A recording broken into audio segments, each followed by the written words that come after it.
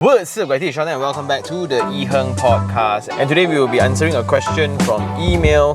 This is from George. Dear iherng, thank you for your immense generosity and willingness to share your property receipts and advice with all of us. Been very insightful.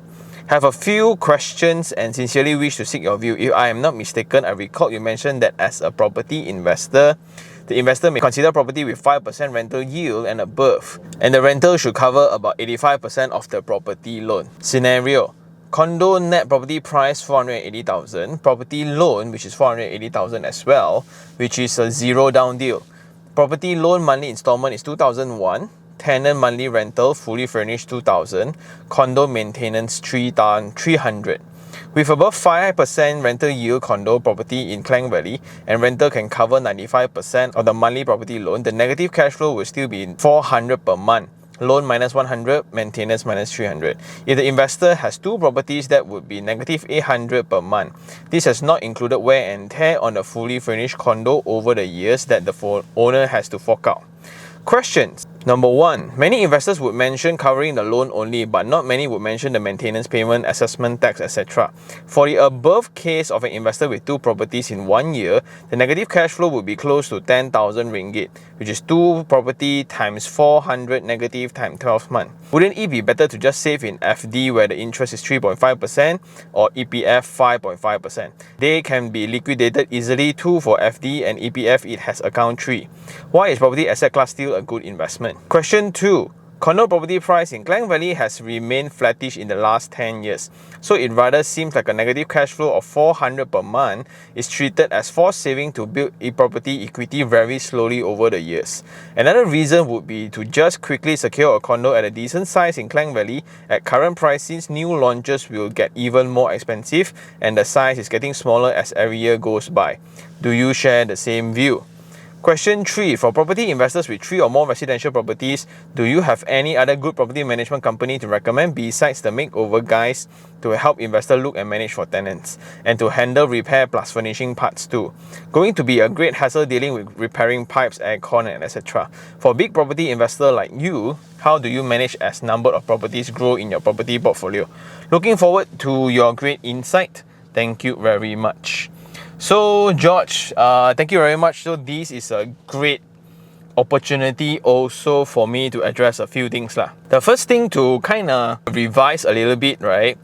You say that I mentioned as a property investor may consider property with 5% rental yield and above, and the rental should cover about 85% of the property loan. Technically, right? So the first thing here to address is the 85% property rule. Basically, if you want to buy properties, there's 2 main intent. Well, there's 3, right? 3 main intention to buy a property, and that's part of the 4 basic steps before buying. The first one is to determine the intention of buying the property, and it's 3 intent. 1 is for own stay, 1 is for investment, 1 is to show off or for other reasons. So for own stay, it's pretty straightforward. For investment, then is it for capital appreciation, or are you trying to play the rental game, or are you trying to play the Airbnb rental game? So there's different strategies to it, but generally it's for investment lah. But most of us realistically can only buy one in the meantime. So what happens if I want to buy the property to kind of build a home first? So that's where you want to fulfill both own stay and investment component in one same deal, which is very, very difficult. Therefore, I kind of came up with the 85% rule. Why 85%? Because averagely across the 30 years loan tenure, the interest amount to the loan will be about 85%, especially for the first 10 years. For the first 10 years, when you pay, for example, a monthly installment of 3,000, right, about 88%, which is 2,640 of the 3,000 is actually interest for the loan only. So you kind of really settle 10 to 20% of the capital only for the first 10 years. That's why when you buy a property, right, after you check the loan tenure when your kid is already 10 years old, right, I still owe the bank so much money.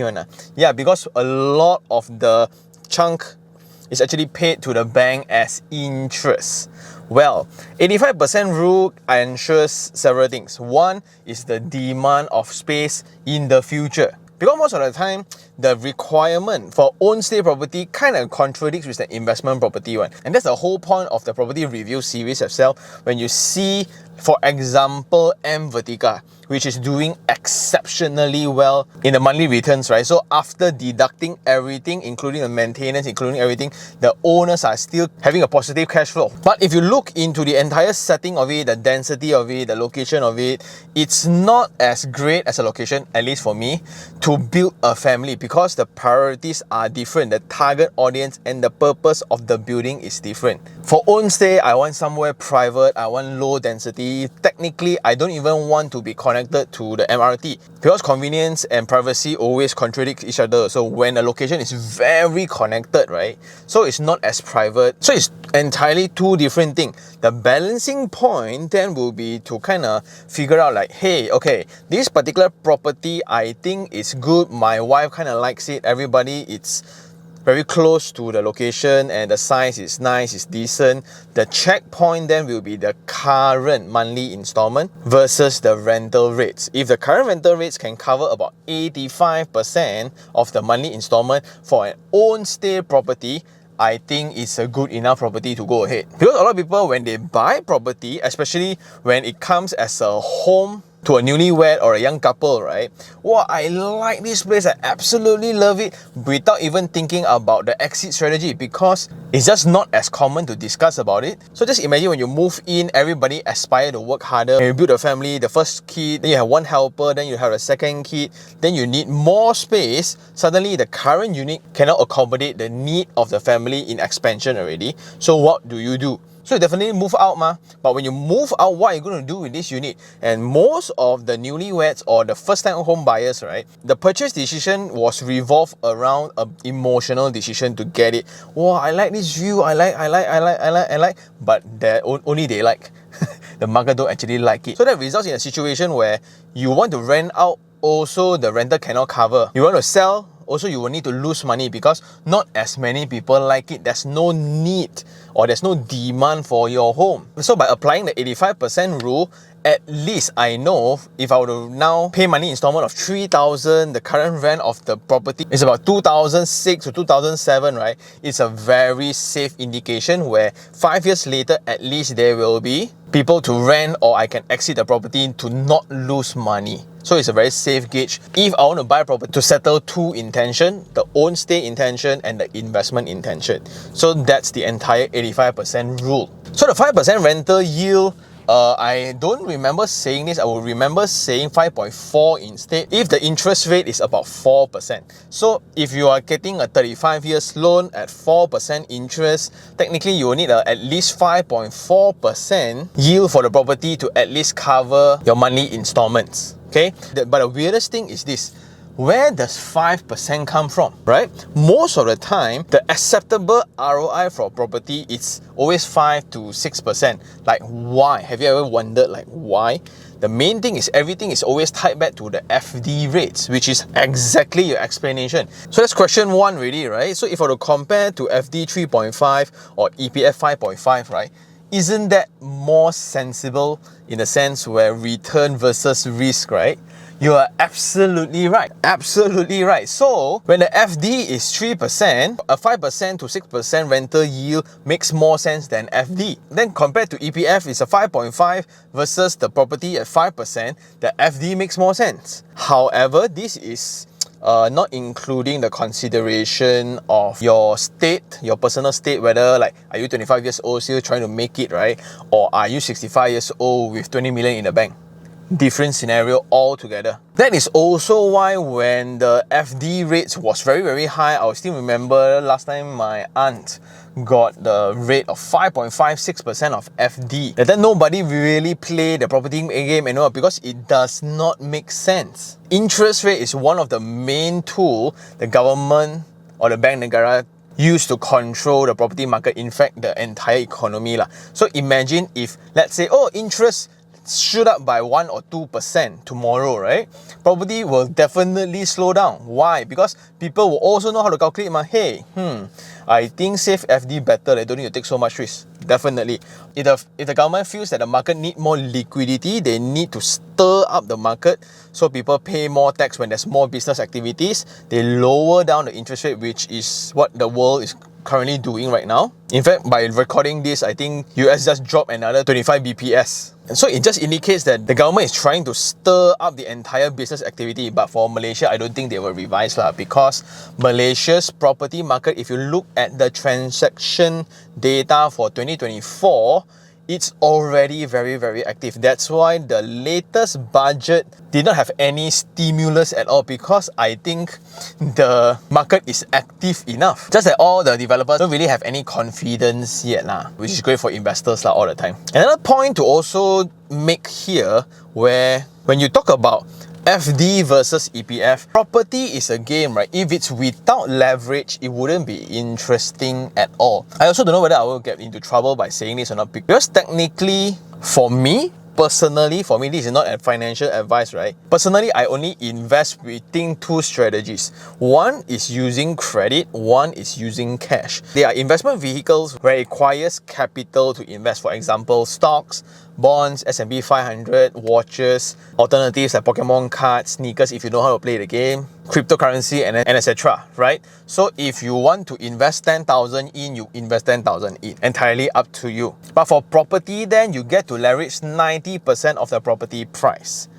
So the entire 5.5 or 6% ROI kind of thing is not as direct as you wish, provided you buy the property in cash. So let's say if I want to buy a property of 500,000, okay? A 500,000 property, let's say it's sub-sale, okay? Let's say it's sub-sale. 500,000 property, I need about 18% for sub-sale, which is about 90,000. Let's just round it up, right? 20%, which is 100,000. I only need 100,000 to fully own a property that is about 500,000. So I will take loan 400,000. And the money installment is about 1,850 at 4% for 35 years. Around there, right? Then you think about a 500,000 property that can generate about 1,009 to 2,000 in installment. A very, very easy find. Actually, like if you look into the market, a lot of such properties. And let's just be conservative, right? We just use the number that you just give us. A 500,000 property, let's say I'm looking for a ROI of 5%, right? 5%, which is 25,000.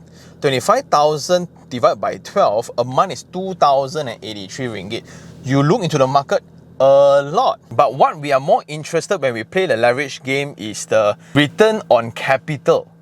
Upfront capital is 100,000. So I put in 100,000 for a return of 25,000 a year. That's about 25% already. Okay? And this is only the rental. And let's say in 5 years' time, okay, 5 years' time, the property increased by 8%, right? 500,000, now you buy 500,000. It's now 540,000. When you have 540,000, once again, do you cough out a lot of money every month? No, it's 300 per month. And in 5 years, it's about 18,000. But the capital appreciation, 5 years, 8%, very slow already, very conservative already, okay? Because construction costs year on year from 2023 to 2024 is about 28% to 32%. So here, 40,000 can already offset that. Again, do you put in more capital? Not really, because the upfront is still 100,000. Get it? Right? And this is the sub-sale game. So just to paint some perspective also, this is how spoiled Malaysia property investors are. We expect, right, after I put in zero money down, okay, put zero money down, I still expect free MOT, free SPA legal fees, free kitchen cabinet, free touch and go voucher, free whatever lah, and still have the rent of the property covering my monthly installment, and I still complain. It's too slow. So the only thing that I notice here is, what is a good investment for you? I think everybody's expectation is I buy 500,000, in 10 years time I will flip 1 million. I think that's the common expectation for people, or especially first-time home buyers. That can only happen if you are buying landed homes right now. But are they around this price? No more. And if you really do your research, right, the only unicorns around the market, it's two I see so far. Setia Eco Park, right, and Desa Park City. When you buy the property at 2008, at 400 over 1,000, now it's 2024, it's about 2.4 million. Then that's very good, right? That's very good. But how many incidents of such that can happen in Malaysia? That's why I call them the unicorn of the property market in Malaysia lah. Back to the calculation. Then in UK, right, the one that I was going to buy in Manchester, that is about £300,000. And when they describe to me how great this purchase is when they tell me, hey, you know, after you put in 20% down payment, the rent can cover installment. And that is exceptional investment, right? So the time when I was about to buy last year, when I was there, the estimated rental yield is about 10%. Excellent, right? But the interest is also about 9.5 to 11%. Because when you buy to stay and versus buy to rent out, they call it buy to lease, BTL loans. The entire interest will be very, very different. That's why I didn't proceed with the deal.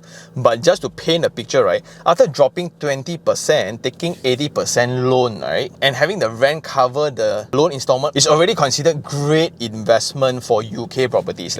And it's the focus of a location for property investment for the whole world. So imagine in other words, if I were to put in 20% for any projects in KL, most likely I will have positive cash flow. If I were to put 20% down payment.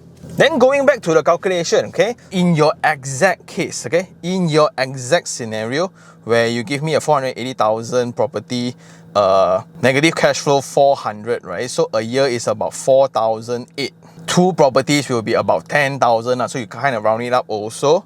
Yes, technically you are right. So that will be the cost to kind of, I will call it like a OPEX, right? OPEX to kind of run the property. But how much did you put in to the investment? Zero.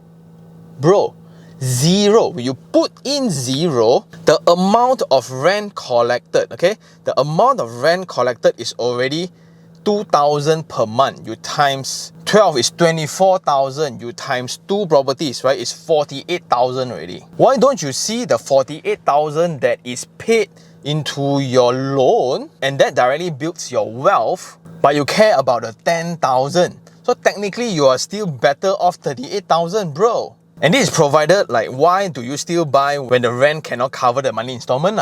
That's a whole separate question altogether. Like you perfectly know the rent is 2,000 in that area and your monthly installment is 2,001. Then why do you still buy? Right? The thing about real estate is the amount of research that can be done is so easy, plus all the software available in the market, right? Like Property Guru portal and things like that. When you buy a property, you can almost accurately guesstimate the rental performance of a particular property already. Don't say like a brand new township, new project, they're a different story lah. But within a city center, in a hot area that is popular for investment, right? You already know how much your neighbors are renting out, ma. Why still buy? And now, if you just shift a little bit, right? Just shift. If you know and you make an informed decision where the monthly rental can cover the monthly installment, right? So now, negative the 100, right? I can minus further. Maintenance, I still take it as monthly cash flow negative lah. It's going to be so much better. And this is the best part. Now the rental of 48,000 that collected, right, is actually part of your income, and you can use that income to actually qualify for more loan to build this entire equity game. Get what I mean? Then back to the calculation of EPF versus FD versus the property. Now, I don't want to buy the property. Okay, I don't want to buy the property. 100,000 cash I put into FD. 1 year, how much? 3,500. Okay, 3,500 versus rental collected for the property is already 25,000. Even based on your example, it's pretty close. It is 24,000. Just because you got extra cash, that's about it. You see where I'm going? So although the 5% is on your 100,000, but the 5% for property is for 500,000. Of course, there will be a calculation of the interest as well. Bro, the 5%, right? You still need to pay interest one, eh? You think the entire property will be yours, meh? Correct. So in the end of 35 years, most of the time, a 500,000 property, in end of 35 years, the total payout will be 945,000, right? 945,000, which is almost double. That shocks a lot of people.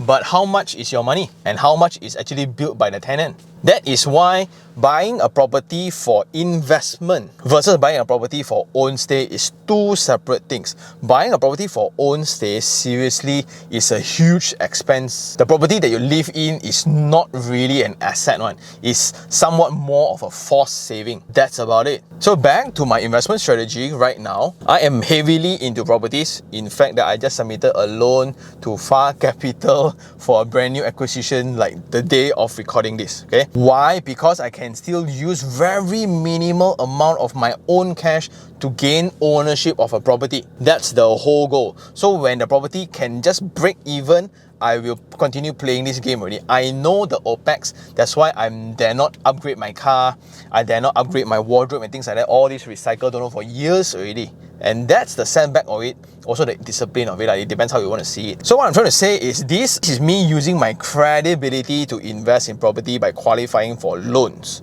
Okay, that's why the whole banking system is very in tune with my monthly income and things like that. That's why all the taxation, all the documentation must be done very well here. On the other side, what happens to the remaining capital that I have besides the emergency fund, besides the hardcore savings for the family, just in case and just in case kind of thing? Personally, I deploy a lot into cryptocurrency because technically FD 3.5, can it cover the inflation? Right? 100,000 if you put in the bank today for your 3,005 for your interest rate, right? 3,005 a year. If you look into property prices for the past decade, the increment you just aggregate out, right? The year-on-year increase for property median price, median property price increment is about 3.8 to 4.2% a year. Just average 4% lah. Exactly like what you say. So a lot of people don't really see the 4%. Hey, where got on my property price didn't go up also because you pick a location where there's still new launches.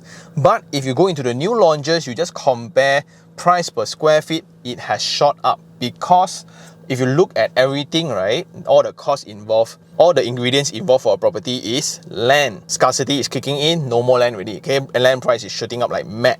The other one, construction costs.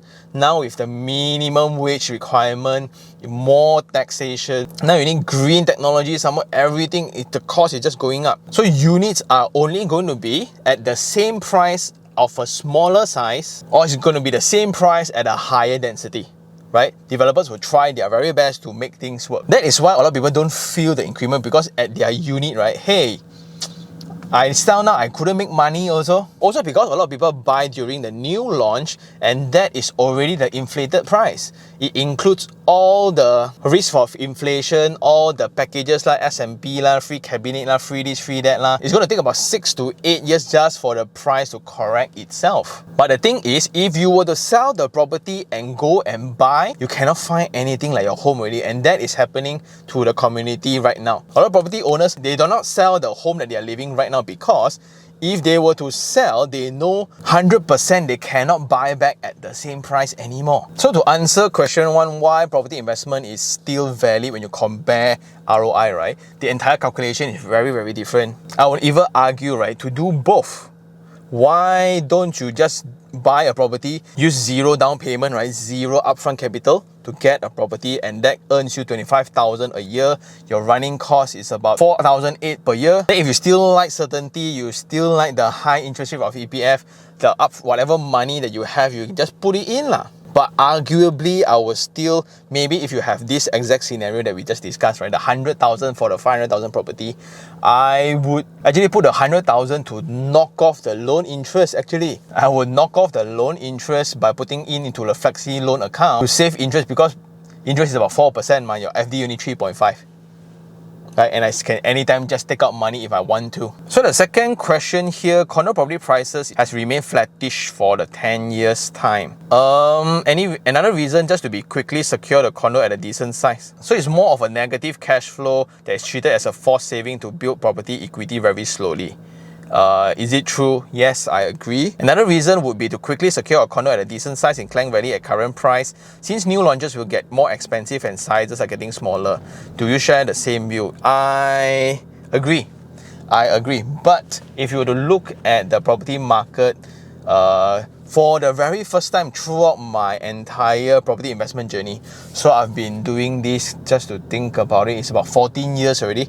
I bought my first property when I was 22, 23. And for the very first time, I feel the positivity, the excitement vibe from the market itself. So if you have any agent friends right now, if you have any investment friend or friends in JB, go ask what happened to the recent launches. So it's about November right now. And they have launched a few things. One in Putri Harbour, one in Kebun Teh, one nearby RTS, right? You just go and ask agents around the market, right? And ask them to show you pictures of their latest launch. One day, 400-500 take-up rates. Units, yeah, we're talking about units. Now we are seeing people lining up for property again. So, what's the difference of perspective then? It's really entirely based on the world that you are in, the realm that you are in, and that whatever you see, whatever you hear, whatever you consume in terms of content feeds to your brain directly, forming the idea of property remain flattish. But if you're staying around Desa Park City, now it's ultra hot, right? If you're in Mont Kiara, like a lot of people comment why I always say Mont Kiara, why I keep promoting Mont Kiara, because it's hot. Okay, my rental returns yield is about 7%, and I am renting lower than my neighbors. Insane. And if you look into all data right now, based on transaction price, based on the amount of business activities happening, the amount of FDIs, the amount of interest in Johor, Penang, KL, Sabah, Kuching is picking up like crazy. So when you say flattish, right, so which market are you looking at? If you are looking into PJ, right, try getting a landed property, an individual title landed property below $1 million, freehold. Not much choices already. So a lot of young couples are buying homes in nearby townships, new townships that's kind of distance away from the city. Because why? You think they like new concept, meh? No choice already. But if you look into the overall, if you read only the headlines, then you are right lah. And that is the main reason why I am traveling all around Malaysia. Just by Klang Valley alone, if you look into Cheras, it's very hot. If you look into Kajang, not so much, but it's picking up. If you look into hot places like Desa Park City, Mont Kiara, KL Central, TTDI, Hatamas, doing excellent. But if you look into KLCC, nothing much for the past 10-20 years. Then you zoom out further, Melaka, nothing much, right? Nothing much. Penang, exciting. Johor, poof. Question 3. For a property investor with 3 or more residential properties, do you have other good property management company to recommend besides the makeover guys? Mainly to manage tenants, handle repair plus furnishing. Besides them, don't know leh, because I only use them. That's why I am spoiled.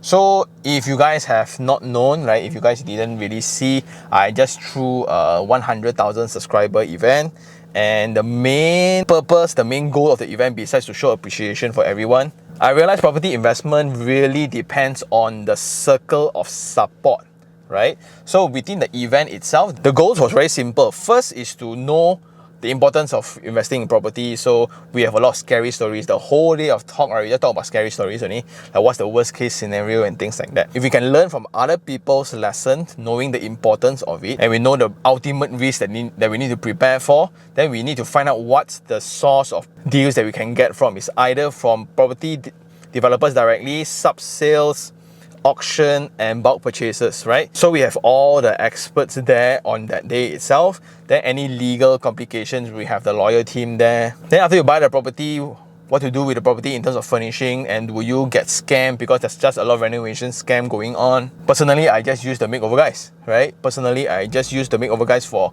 almost my entire portfolio, including the property that I'm about to move into maybe next month already. So I think the next few episodes we can talk about the property already. Then management, just like what you say, need to fix pipe lah, need to chase tenant lah, collect payment lah, all these kind of things, right?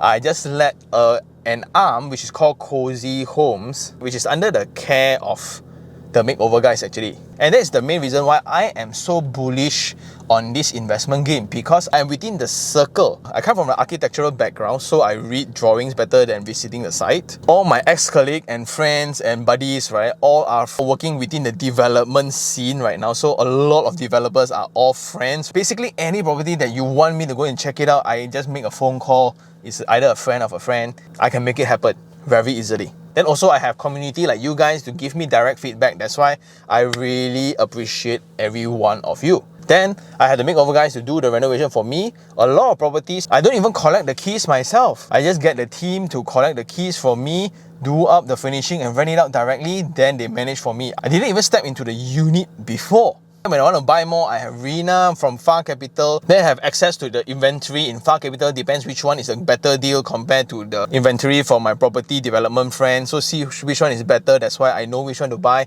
at the lowest price in the market at any single moment of time.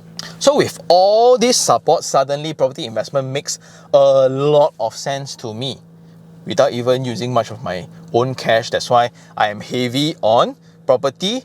Watches is more of an interest kind of thing, like seriously, it's like a hobby. So also I am pretty heavy into crypto. So mainly these three things right now. And how do I save all the money? By not spending on cars, on fashion, on vacations and things like that lah. So to be very honest, I don't know any other property management company out there. And to think back, right, I was very involved in the product development stage for Cozy Homes. Usually a practice that we kind of inherited from Australia and UK, right, is a percentage of the rental collected. So let's say if the monthly rent is 3,000, right, so 36,000 a year, what do? They collect 10%, which is 3,600 that is deducted every month. But for a new property that just got handover, right, what's there to do? There's nothing much to do on. Everything is supposed to work. So when you collect, like just now, when you collect 24,000 in rent, you want to pay another extra 2,400 for people to just collect money, meh? Why I need you or might as well you just bank into my account, right? Well, the trouble comes only when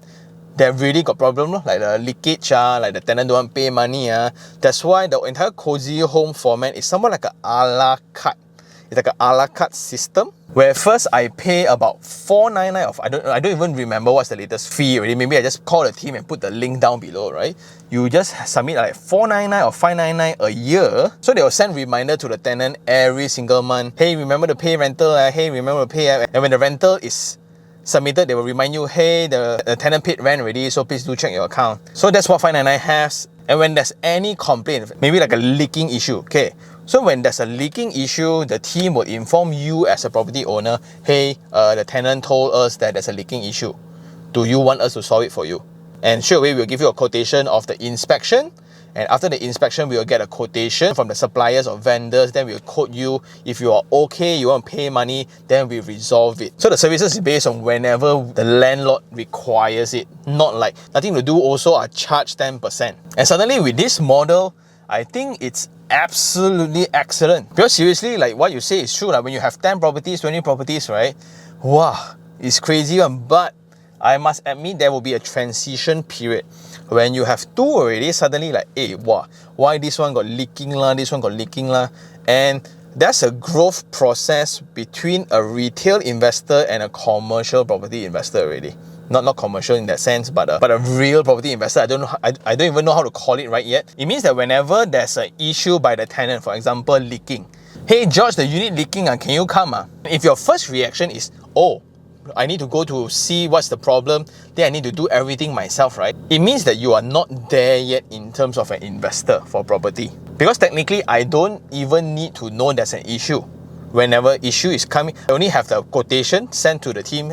Mr. Tan, there's a unit leakage. It will be $180 to fix it. Are you okay that we proceed? I pay money, proceed. Done. Collect money, continue. So ultimately, property investment should be treated as a business. And in the business term, time is also part of money. Time is also part of cost. A very big chunk of it only. And beyond time, there's also this thing about peace of mind. What's the point of having a lot of properties and every time got people call you about a property?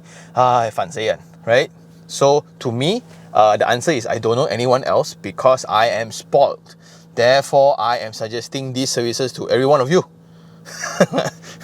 Why need to reinvent a different wheel when I have a perfectly good wheel running my car, right? And I guess that's all for this episode. Wow, I would say great questions, very direct. And I think it's also something that a lot of first-time home buyers, new property investors, right? They think a lot like why people do so many things, go through all the hassle, right? And buy a property that every month still need to pay money. Don't make sense, one. But then ultimately, right, you think about it, in 30 years time, the common scenario is the home of the family will have the highest value compared to the savings account, compared to the EPF, compared to everything else. Yeah. So property investment to me, I love it because I'm in the game. It's an investment vehicle that allows me to ride on time. I put time on my side and I let inflation play the game.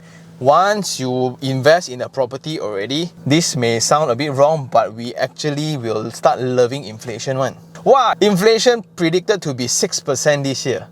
Very good. Means you are actually making money. And you're making money using what? You're actually making money using credit, using money from the bank. Another way to think about it also, now looking back, right? When inflation is about 3 to 6%, right? Does it mean that the amount of loan you owe the bank also shrink? Just the value of money shrink anyway. Now the money installment that we pay to the bank of 2,000 today versus 20 years later, does the 2,000 carry the same weight? Can the 2,000 buy the exact same things anymore?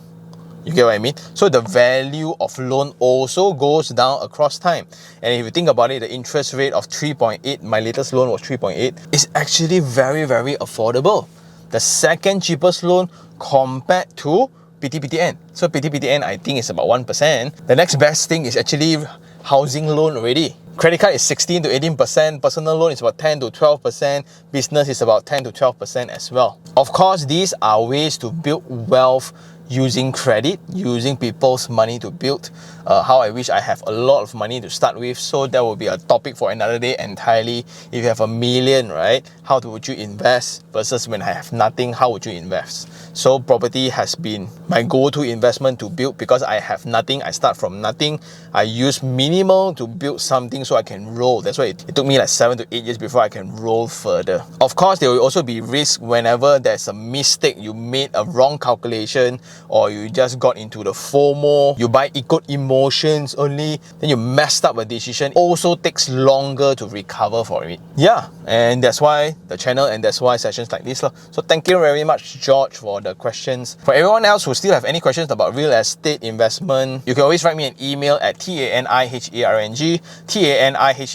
@gmail.com. You can just DM me on Instagram, iherng, and I will answer as many questions as possible. Been busy with the house renovation lately. Almost done already. Yeah. And I'll see you guys on the next one. Ciao.